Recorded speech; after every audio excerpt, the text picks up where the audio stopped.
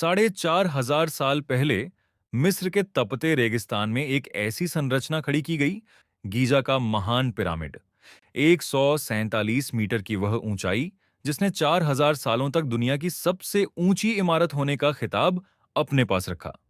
जरा कल्पना कीजिए, 60 लाख। इतिहास की गहराइयों में झांकने पर हमें पता चलता है कि यह विशाल ढांचा महज दिखावे के लिए नहीं था। करीब 2560 ईसा पूर्व में चौथे राजवंश के फिरौन खुफू ने इसे अपने अंतिम विश्राम स्थल के रूप में बनवाया था। प्राचीन मिस्र के लोगों के लिए मौत अंत नहीं, बल्कि एक नई यात्रा की शुरुआत थी। उनका मानना था कि मौत के बाद आत्मा को देवताओं की अदालत में न्याय का सामना करना पड़ता है। जो नेक होते हैं वे अमर हो जाते हैं।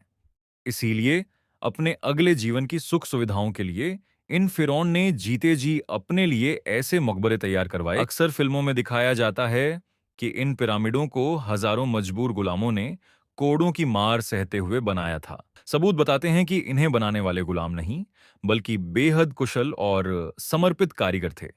ये मजदूर भूखे प्यासे नहीं थे। उन्हें समाज के औसत नागरिक से कहीं बेहतर खाना और रहन सहन दिया जाता था।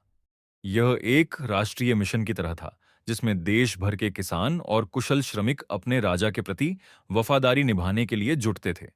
करीब 20 से 30 हजार लोगों की इस फौज ने दिन के 10-10 घंटे काम किया और महज 20 साल के भीतर इस नामुमकिन काम को मुमकिन कर दिखाया। अगर हिसाब लगाया जाए तो हर 3 मिनट में एक विशाल पत्थर अपनी जगह पर रखा गया होगा। एक ऐसी रफ्तार जिसे आज की मशीनें भी शायद ही छू सकें।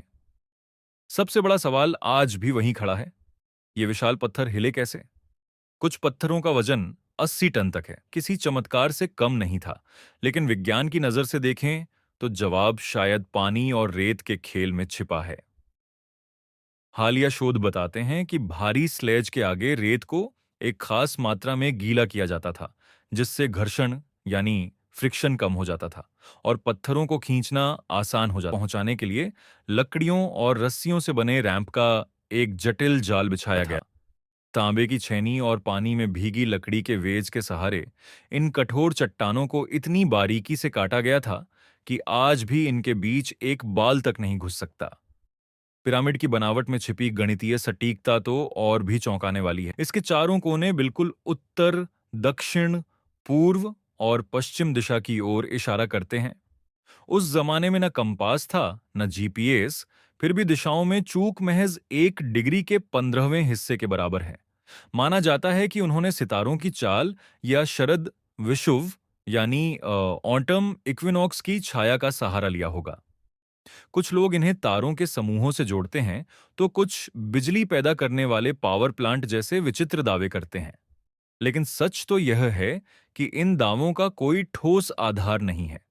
जब हमारे पास जवाब नहीं होते, तो हम अक्सर एलियंस या अलौकिक शक्तियों का सहारा लेते हैं।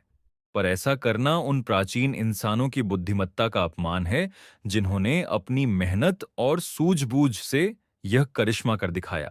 गीजा का यह महान पिरामिड आज भी कई राज अपने सीने में दबाए बैठा है। इसके भीतर इस्तेमाल हुआ मोर्टार आज के वैज्ञानिकों के लिए एक अनसुलझी पहेली है। हजारों सालों के भूकंपों के बावजूद इसकी स्थिरता प्राचीन इंजीनियरिंग का एक बेमिसाल नमूना है। यह पिरामिड हमें याद दिलाता है कि जब इंसान का संकल्प और कौशल एक हो जाते हैं, तो वह समय की सीमाओं को लांघकर अमृता प्राप्त कर लेता है। आज भले ही इसकी सफेद चमक धुंधली पड़ गई हो, लेकिन इसका वजूद आज भी इंसानी जज्बे की गवाही दे रहा है। आने वाली पीढ़ियां इसके रहस्यों को खोजने की कोशिश करती रहेंगी, लेकिन तब तक यह खामोश मीनार रेगिस्तान की धूल में छिपे अपने गहरे राजों के साथ यूं ही खड़ी रहेगी।